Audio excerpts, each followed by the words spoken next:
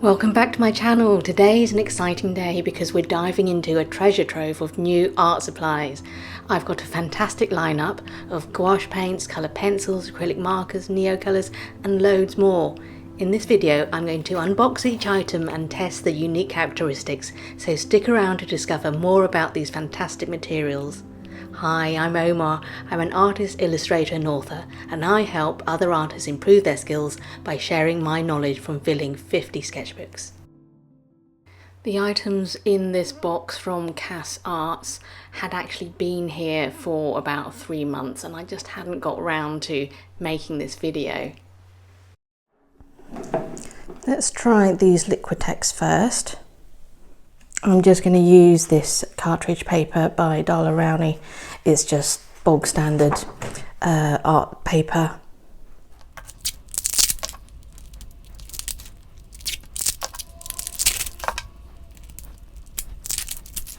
If you're not familiar with acrylic markers, this one is water-based, it is permanent, and also it is very chunky tip, which I absolutely adore because I can cover a lot of the paper quickly.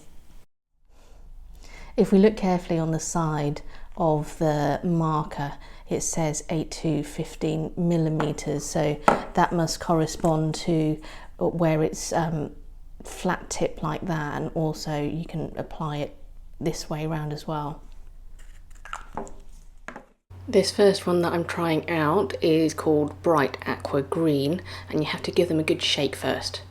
To get things going, you have to press down and it will release eventually. It just takes a little while, so bear with me. It's coming through now. Oh, look at that colour. Isn't that a bit gorgeous? So I like to, spread it across like that. And also it's doing it already. When it's running out, it makes these kind of marks, which I also love. And sometimes I do this with it, or you can do this type of mark. Gorgeous. Next up we have this phthalo blue green shade. Let's give that a go.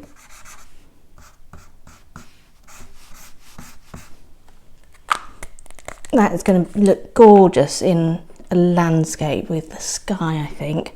So write that down. Now let's try the phthalo green, which is the blue shade.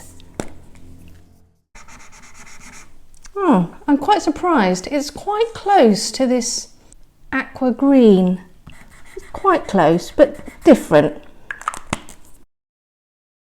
These three are replacements. I've used these before and I really like them. From the top it's Hooker's Green, then Prussian Blue, and then Yellow Oxide. Look, I want to show you the Prussian Blue. This is actually something that I use a lot. How dark is that? Absolutely gorgeous. This is the Yellow Oxide. Such a gorgeous colour. I like quite muted yellows. I use that one a lot. That's why I'm getting it replaced. And this one is the Hooker's Green. Oh, it needs to flow a bit better than that. Oh, there we go. Oh, love it. Now these three I know I will use a lot. These are the Molle towels. Hold on. I've also got the big fat ones as well. Let's test these out. Let's try this one. It says hazelnut brown. Oh, look at that. Gosh, that is a very rich brown. Oh, looks like chocolate. Yummy. Lovely. So this one, let me make a note. Hazelnut brown. And that's by Molle Towel. This one is Peach Pastel. Let's give that a go. These are a lot harder to get out than the Liquitex. And when I'm pushing down on it, this part here is getting a little bit distorted. Oh, there we go. It's coming. Oh, that's a gorgeous colour. Oh. Now this seems a lot thicker than a Liquitex. Okay, so that's peach. Had to get the little label stuck onto the barrel. Ceramic light pastel. Oh, that's jolly nice as well. I think I could put this one to good use. Now, before I forget, I want to give you the size. It says 15 milliliters broad. This next one, also by Molle, is called Shock Blue Middle, and the size is 4 to 8 millimeters, and it's another chisel tip. So you can make marks like that, and if you turn it around, you can do that or that. Little marks like that. That's pretty gorgeous. Right, let's take a look at this one. This one is called Turquoise, and the size is 4 millimeters, and the nib is a bullet tip. Oh, that came out pretty easily. Oh, that's very nice colour, isn't it? Oh, again, it looks a lot more opaque than the Liquitex. That's jolly nice. So it's more line work, and I would probably do little dots like that. Right, this next one is Petrol. I think I've already got this one. I really do. So I'm not going to try that one. And this one is Mr. Green. Okay. Again, it's bullet tip, and it's 4 millimeters. So this is the type of coverage you'll be getting. But that's a lovely green. And what a name, Mr. Green. Let's take a look at this one. It is called Largo Blue Pastel. Oh, wow. Oh, I like that. That's like a smoky blue. Sorry, I just have to try and do that with my fingers. That's the sort of thing I would do in a real life sketching situation. That's going to be pretty gorgeous, I reckon. Another green. This one is, it just says green.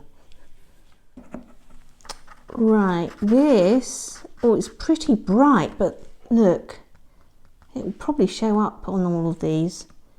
It is gorgeous. Oh, I just want to try out on here now. Oh, that's so vivid. This one, oh, beg your pardon. This one is called Blue Violet Pastel. And it is a lovely shade of sort of bluebell blue. And finally, we have this one, which is 2 millimeter, and it's called Poison Green. Oh, that is almost luminous. Holy moly. Oh, I gotta love that. Oh, if you put it over some of these other colours, see how it shows up, because it's just so vivid. So it's quite a light value if I smudge it over it. Oh, that's jolly nice. Oh, I can't wait to use this in something. Gorgeous. If you've enjoyed watching this video so far, please hit that subscribe button, and also let me know in the comments if you also use acrylic markers and which brands, and how do you like to use them. These I bought in Singapore in an art shop called Overjoyed. I'm going to show you what I've got inside.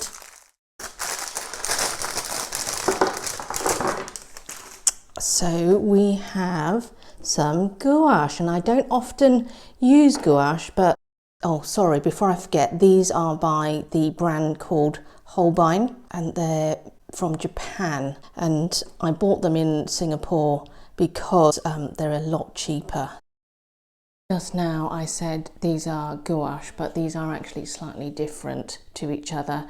This is acrylic gouache, so when this dries it won't shift. so I can work on top of it. And the reason I bought these is because I want to use them on a jelly plate so I can roll them out and take mono prints off them. And these two are normal gouache, so if I were to apply watercolour on top, they would probably lift and mix up with the watercolour.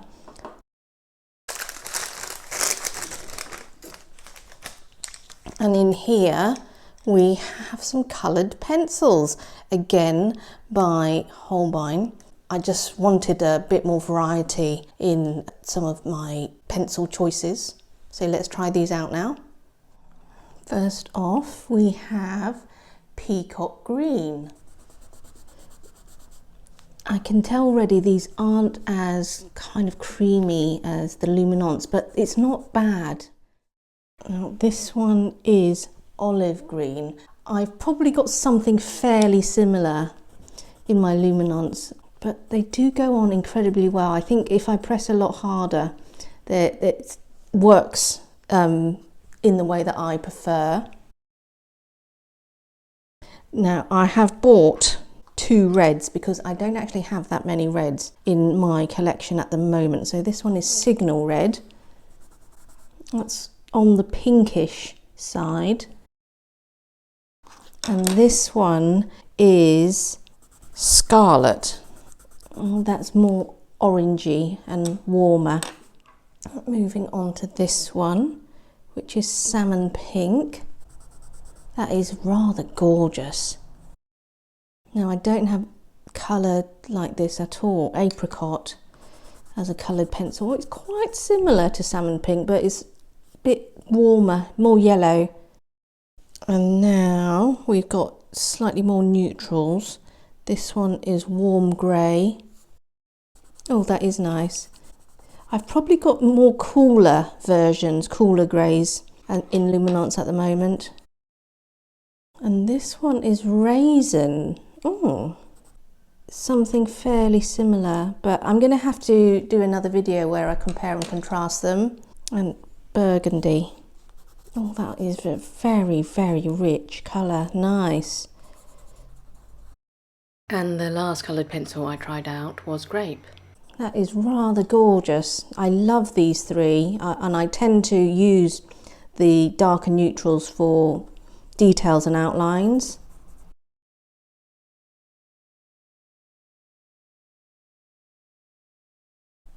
First one is Mint Green.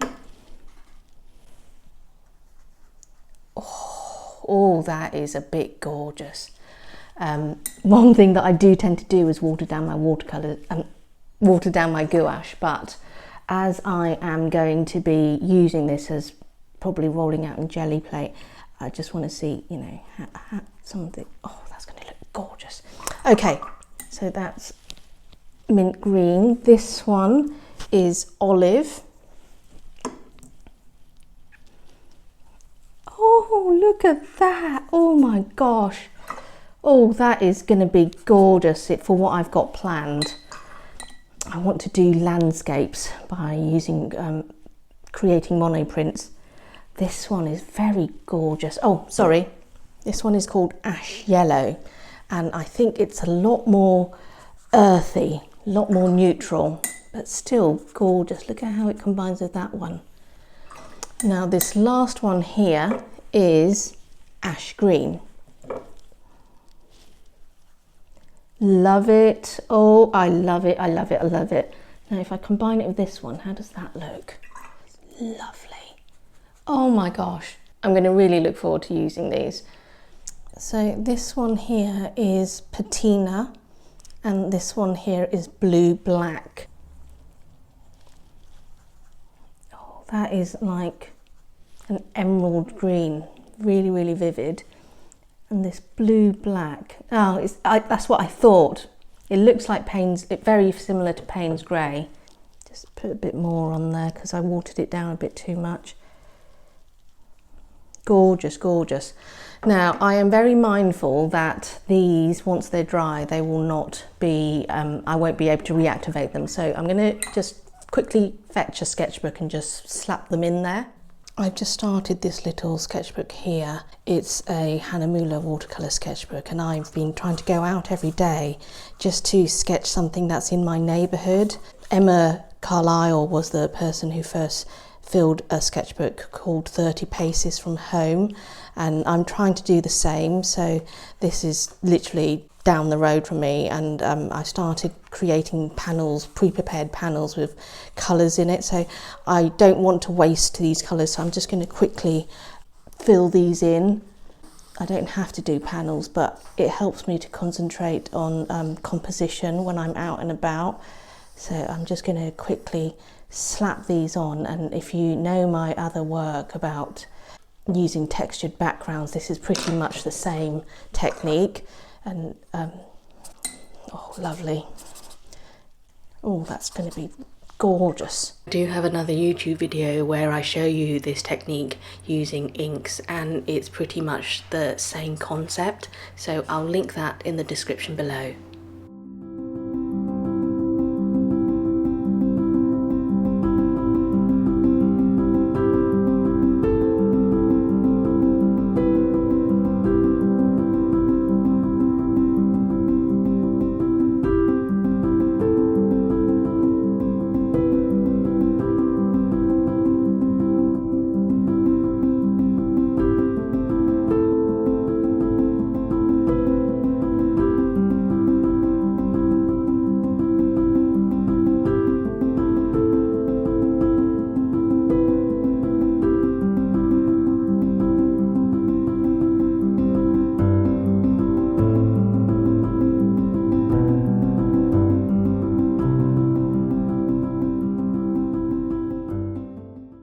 I wanted to give you a closer look of what's achieved with acrylic gouache. It means if I wanted to use watercolour on top, it won't reactivate. So I'm going to take this sketchbook out in the next few weeks and see what happens, and I'll probably create a new YouTube video just about this sketchbook.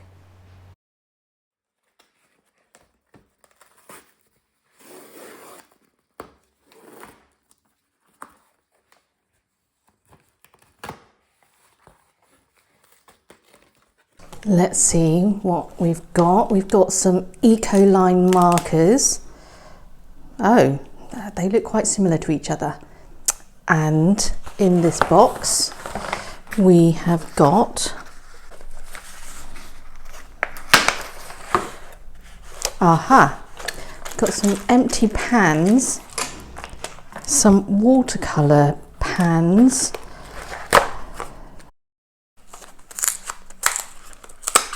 Daniel Smith watercolors. I ordered some tubes, that's right. Sienna. Oh, these are Caran d'Ache neocolours. Gosh, did I order two of the same again? Oh, typical. I did check my order, and I did put two raw siennas in my basket, so let's try it out anyway. Oh, lovely. And also something that I often do is I wet them. Let's see how that reacts. Oh, that is a really gorgeous colour. So neocolour 2s are water soluble, and this one is saffron. Oh, that is a really rich, deep orange, so sort of an autumnal orange. Let's use some water on that. Gorgeous. Oh, that is gorgeous. It almost acts like very sort of watered down gouache. Next one is sepia. Now, I do have a Payne's Grey version of this. Oh, this is almost kind of on the green scale, really. Oh, that's going to make some interesting sketches, isn't it? And this one is chromium oxide green. Oh gosh, that's jolly nice, isn't it? Oh, that is going to look rather gorgeous. Let's try this green. Oh, it says it's gold. I'm not sure why I took this although it's not terribly metallic. Oh, I should have washed that brush a bit more. Let's try again here. Now, I can't really see much metallic in there, but it is a gorgeous green yellow. That can be very useful. This green is lime green. I don't go for very bright greens, but I'm wondering if I can combine this with, but look at that. Oh, that's quite pale actually once you wet it. Let's just introduce that gold in there. That's rather nice. And this last one is Sahara yellow. That's a nice pastel colour. That's very pale when you water it down. I'm quite tempted to just mix some of this raw sienna in it. See how that turns out. That's lovely, that is. Very nice. Now let's give these eco-line markers a go. I am quite interested to see if there's a variation between these two here. Now this top one is reddish brown. Let's just try it out here.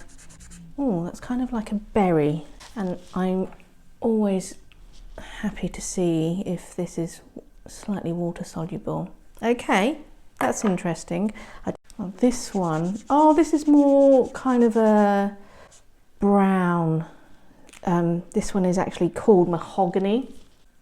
So there is a difference between the two when you apply it just as a pen, as a marker, but once you add water to it, you get quite similar results. So that's interesting.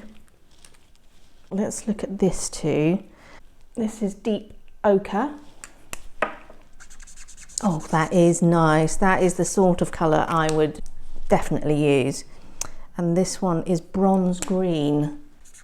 Now I actually have a green which is fairly similar to this, but maybe it's a little, this green is a bit more subdued. Just add some water, see what happens. That's nice. Oh, look at that when you can put them together. Oh, that's an interesting effect as well. Oh, let's just carry on with that down here. Always interested to see what happens. So this is the professional pan from Winsor & Newton.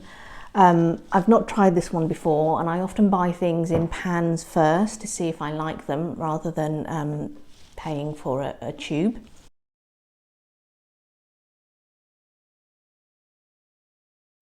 Right, let's just give it a go on this paper here. Oh, that's coming off quite easily. Oh, that's almost like Opera Rose, which is one of my favourite pigments. I wouldn't say it's quite as bright, although I've quite diluted it. If I apply it thicker, oh, that is jolly nice. Very, very nice indeed. I think that could come in very, very handy. Now I'm going to quickly test the Daniel Smith Quin Sienna. I've never used this before, so it'll be really interesting to see. Before I forget, I did buy some spare pans so that I could squeeze some of this pigment out and add it to my set. Oh, that is a gorgeous, gorgeous colour. Very vibrant. Oh, that's going to look lovely in my palette. Before I forget, let's write on the side.